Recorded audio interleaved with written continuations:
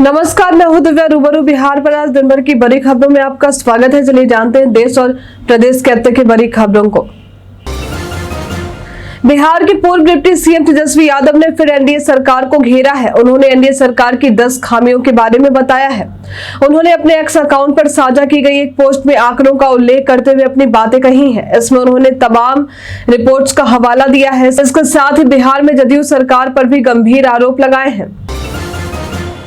Bombay high court ने सोमवार को मनी लॉन्ड्रिंग मामले में एक बुजुर्ग व्यवसायी से रात भर पूछताछ के लिए प्रवर्तन निदेशालय को फटकार लगाई है। हाई कोर्ट ने कहा है कि सोने का अधिकार एक बुनियादी मानवता का अधिकार है, इसका उल्लंघन नहीं किया जा सकता। मामला यूं है कि बुजुर्ग व्यवसायी ने ईडी की गिरफ्तारी के खिलाफ कोर्ट में याचिका डाली थी, जिसमें उल्लेख किया गया था कि उससे रात से अगली सुबह 3:30 बजे तक पूछताछ की गई, फिर सवेरे गिरफ्तार कर लिया गया। बिहार के गया जिले में एक चुनावी रैली के दौरान प्रधानमंत्री नरेंद्र मोदी ने कहा है कि जो लोग कभी भगवान राम के अस्तित्व पर सवाल उठाते थे, वो आज राम मंदिर पर कैसी कैसी भाषाएं बोल रहे हैं। एक समुदाय के तुष्टीकरण के लिए इन लोगों ने प्राण प्रतिष्ठा कार्यक्रम तक का बहिष्कार किया था। सर्वजीत सिंह के हत्यारे के मर्डर से पाकिस्तान हिल गया है। पाकिस्तान मीडिया के बाद सरकार भी इसके पीछे भारत का हाथ होने का रट लगाए हुए है। पाक के मंत्री मोहसिन नकवी ने लाहौर में आईएसआई गुर्गे तांबा की हत्या में भारत की संलिप्तता की बात कही है। उन्होंने कहा है कि इसके पीछे कौन है, इसकी जांच जारी है। शिक्षा विभाग के अपर मुख्य सचिव ने चुनाव आयोग को सलाह दी है। के पाठक ने राज्य के मुख्य निर्वाचन पदाधिकारी को चिट्ठी लिखकर कहा है कि उनके विभाग में आउटसोर्सिंग के जरिए तैनात अस्थायी कर्मियों को लोकसभा चुनाव की ड्यूटी में लगाना अनुचित है। वजन घटाने और मधुमेह रोकने के नाम पर नकली दवाएं बेचने वाली 250 से अधिक वेबसाइट को बंद कर दिया गया है। साइबर सिक्योरिटी फर्म ब्रेडसिल ने GLP-1 वर्ग में ये कार्रवाई की है। यूएस कंपनी के सीईओ जॉन केरेन ने बताया है कि सोशल मीडिया प्लेटफॉर्म और बाजार से जुड़ी 6,900 से अधिक अवैध दवाइयां हटाई गई हैं। इसमें भारत में 992, इंडोनेशिया में 544 और चीन में 364 और ब्राजील में 114 दवाएं शामिल है। प्रधानमंत्री नरेंद्र मोदी ने गया के ऐतिहासिक गांधी मैदान में चुनावी सभा को संबोधित किया। उन्होंने लोगों से जीतन राम मांझी को जिताने की अपील करते हुए कहा कि चुनाव विकसित भारत और विकसित बिहार के गौरव का चुनाव है। उनके साथ मंच पर डिप्टी सीएम सम्राट चौधरी, विजय सिन्हा, अश्विनी चौबे और पशुपति पारस भी मौजूद थे। हालांकि इस रैली में सीएम नीतीश कुमार शामिल नहीं हुए। आईपीएल 2024 में रॉयल चैलेंजर बैंगलोर और मुंबई इंडियंस के बीच मैच 11 अप्रैल को खेला जा रहा था। आरसीबी के दिनेश कार्तिक बल्लेबाजी कर रहे थे। ईशान किशन के बगल में खड़े स्लिप पर खड़े रोहित शर्मा ने उनको मैच के दौरान कहा कि शाबाश के वर्ल्ड कप खेलना है अभी। ये सुनकर कार्तिक मुस्कुराए और बल्लेबाजी करने लगे। कांग्रेस के प्रधानमंत्री नरेंद्र मोदी की बिहार में जनसभा से पहले मंगलवार को भारतीय जनता पार्टी पर राज्य के लोगों के साथ वादा खिलाफी करने का आरोप लगाया और सवाल किया कि प्रधानमंत्री मोदी विशेष राज्य का दर्जा देने के अपने वादे को क्यों भूल गए। बॉलीवुड सुपरस्टार सलमान खान के घर के बाहर फायरिंग करने वाले दोनों आरोपियों को गिरफ्तार कर लिया गया है। इस मामले में लगातार अपडेट आ रहे हैं। दोनों आरोपियों को गुजरात से गिरफ्तार किया गया है और अब ताजा अपडेट की माने तो दोनों को आगे की पूछताछ के लिए गुजरात से मुंबई लाने की तैयारी की जा रही है। सुपरस्टार को लेकर सभी काफी चिंतित हैं और उनके फैंस उनका फुल समर्थन कर रहे हैं। भोजपुरी एक्टर और भाजपा सांसद रवि किशन को लेकर अर्पणा ठाकुर नाम की एक महिला दावा कर रही है कि वो उनकी पत्नी है।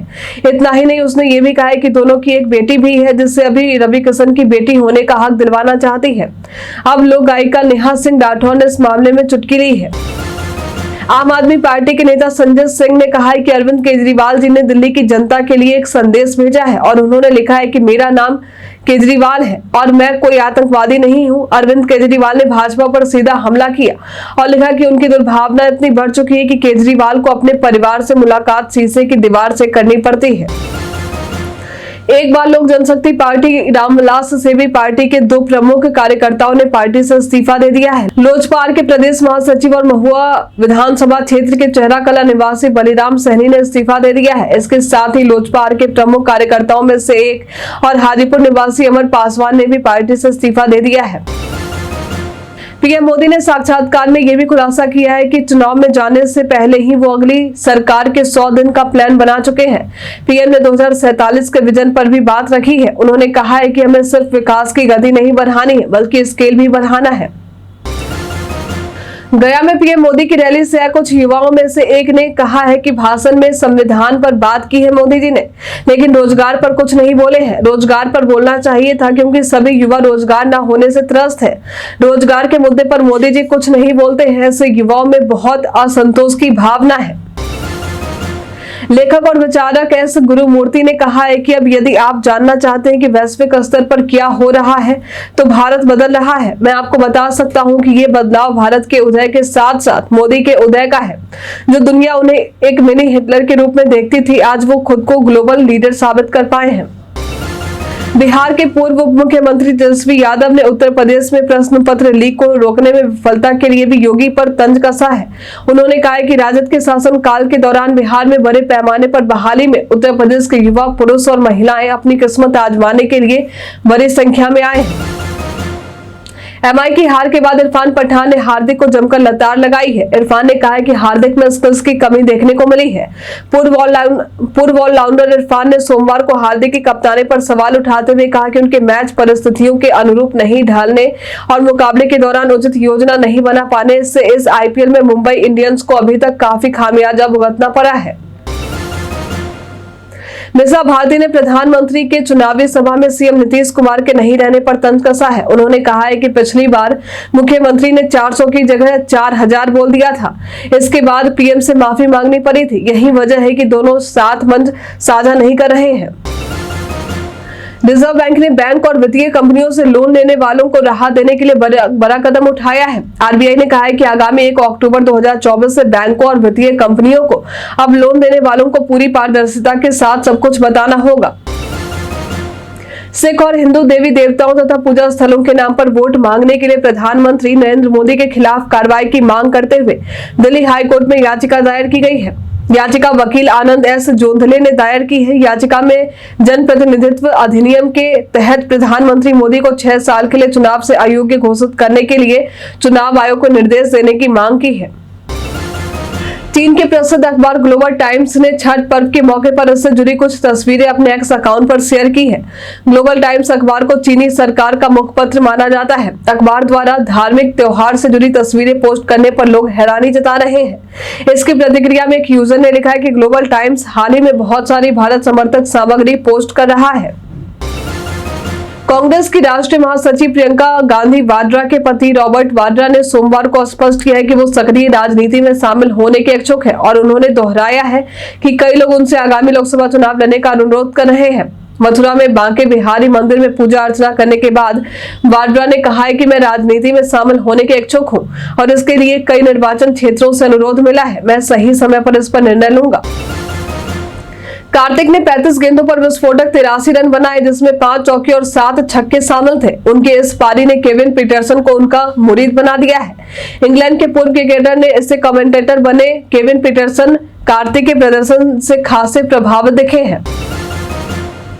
पतंजलि भ्रामक विज्ञापन प्रसारित मामले में आज मंगलवार को सुप्रीम कोर्ट में सुनवाई हुई है। जस्टिस हिमा कोहली और जस्टिस अमानुल्लाह की बेंच ने सुनवाई के दौरान बाबा रामदेव और आचार्य बालकृष्ण से कहा है कि आपकी बहुत गरिमा है, आपने काफी कुछ किया है। जस्टिस कोहली ने बाबा रामदेव से पूछा है कि आपने जो कोर्ट के खिलाफ किया है क्या वो सही है। इस पर बाबा रामदेव ने कहा है कि जज साहिबा, हमें इतना कहना है कि जो भी हमसे भूल हुई है उसके लिए हमने बिना शर्त माफी स्वीकार कर ली है। विश्व आधुनिक काल के शुरुआती दौर से आगे बढ़ रहा है। मनुष्य सुंदर दिखने के लिए तरह तरह की चीजें उससे होने वाली बीमारियों को बिना जाने उपयोग कर रहा है। एक नए अध्ययन के मुताबिक फेयरनेस क्रीमों के बेतहाशा इस्तेमाल से भारत में किडनी की समस्याओं में वृद्धि हो रही है। अभिनेता आमिर खान का एक वीडियो सोशल मीडिया पर वायरल हो रहा है। इसमें वो एक पार्टी विशेष के प्रति लोगों को वोट ना करने की सलाह दे रहे हैं। सोशल मीडिया पर जबरदस्त तरीके से वायरल हो चुके इस वीडियो पर मिस्टर परफेक्शनिस्ट ने चुप्पी तोड़ी है। सोशल मीडिया पर जबरदस्त तरीके से वायरल हो रहे इस वीडियो पर आमिर खान ने चुप्पी तोड़ी है। उन्होंने इसे फर्जी करार दिया और तत्काल इसके खिलाफ पुलिस में शिकायत दर्ज करवाई है। सिविल सेवा परीक्षा 2023 का रिजल्ट आ गया है। इस परीक्षा में कुल 216 लोगों ने बाजी मारी है। आदित्य श्रीवास्तव ने इस परीक्षा में टॉप किया और पहले रैंक के साथ वो देश की सबसे कठिन परीक्षा के टॉपर बन गए हैं। हाल ही में बॉलीवुड इंडस्ट्री के जाने माने कॉमेडियन कपिल शर्मा अपने पूरे परिवार के साथ मां वैष्णो देवी का आशीर्वाद देने पहुंचे। इस दौरान कपिल के साथ उनकी पत्नी गिन्नी चतरथ, बेटी अनायरा और बेटे त्रिशांत हैं। उनकी कई सारी वीडियो सोशल मीडिया पर वायरल हो रही है, जिनमें वो अपने बेटे त्रिशांत को गोद में लिए नजर आ रहे हैं। वीडियो में कपिल शर्मा माता की भेंटें गाते नजर आ रहे हैं।